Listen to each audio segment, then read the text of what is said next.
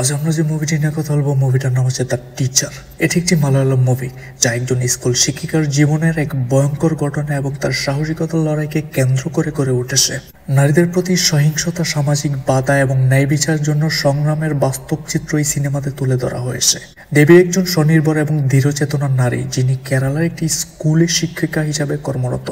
তিনি তার স্বামী বিজয়নের সঙ্গে এক সাধারণ এবং সুখী দাম্পত্য জীবনযাপন করছিলেন।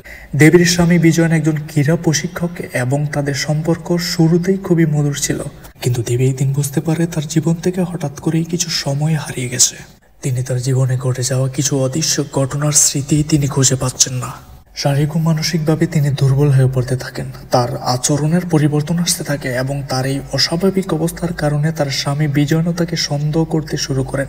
একদিন দেবী বুঝতে পারেন যে তার অনুপস্থিতি স্মৃতির মাঝে এমন কিছু ঘটেছে যা তার জীবনকে উল্টোপাল্টা করে দিতে পারে। দেবী ধীরে ধীরে মনে করতে থাকেন এবং বুঝতে পারেন তিনি নির্যাতনের শিকার হয়েছে, কিন্তু তার কোনো স্পষ্ট মনে নেই। এটি বুঝতে পেরে দেবী আতঙ্কিত হয়ে পড়েন এবং প্রথমেই কাউকে কিছু জানান না, কারণ তিনি জানেন সমাজ ও আইন এ ধরনের ঘটনার ক্ষেত্রে ভুক্তভোগী নারীকেই দোষারোপ করতে পারে। দেবী নিজেই সত্য উদ্ঘাটনের সিদ্ধান্ত নেন। তিনি তার স্কুল পার্শ্ববর্তী এলাকা এবং তার অনুপস্থিত স্মৃতির সূত্র ধরেই অনুসন্ধান শুরু করেন।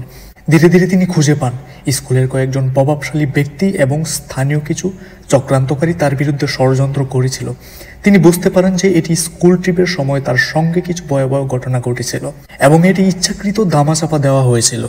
দেবী এরপর সাহস করে তার স্বামীকে বিষয়টি জানান। প্রথম দিকে বিজয়ন তাকে বিশ্বাস করতে চান না, বরং তাকে মানসিকভাবে দুর্বল বলে মনে করেন, কিন্তু পরে দেবীর সংগ্রামী ও সত্য উদ্ঘাটনের প্রচেষ্টা বিজয়নও তার পাশে দাঁড়ান।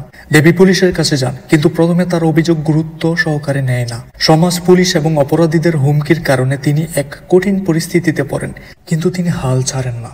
ধাপে ধাপে অপরাধীদের চিহ্নিত করতে থাকেন। সিনেমার চরম উত্তেজনাপূর্ণ অংশ আসে যখন দেবী নিজেই তার শত্রুদের মুখোশ খুলে ফেলেন এবং অপরাধীদের আইনের হাতে তুলে দেন। তার সংগ্রামের মাধ্যমে সমাজের অন্য নারীরা অনুপ্রাণিত হন এবং তিনি ন্যায় বিচার অর্জন করেন। দেবী একজন সাহসী নারীর প্রতীক হয়ে ওঠেন। তিনি প্রমাণ করেন যে একজন নারী যতই দুর্বল অবস্থায় থাকুক না কেন, সাহস, বুদ্ধিমত্তা ও আত্মবিশ্বাস থাকলে তিনি অন্যায়ের বিরুদ্ধে লড়াই করতে পারেন। মুভি শেষের দৃশ্য দেখা যায় দেবী আগের চেয়ে আরো শক্তিশালী হয়ে তার শিক্ষকতার জীবন চালিয়ে যাচ্ছেন এবং নারীদের আত্মরক্ষার জন্য অনুপ্রাণিত করছেন।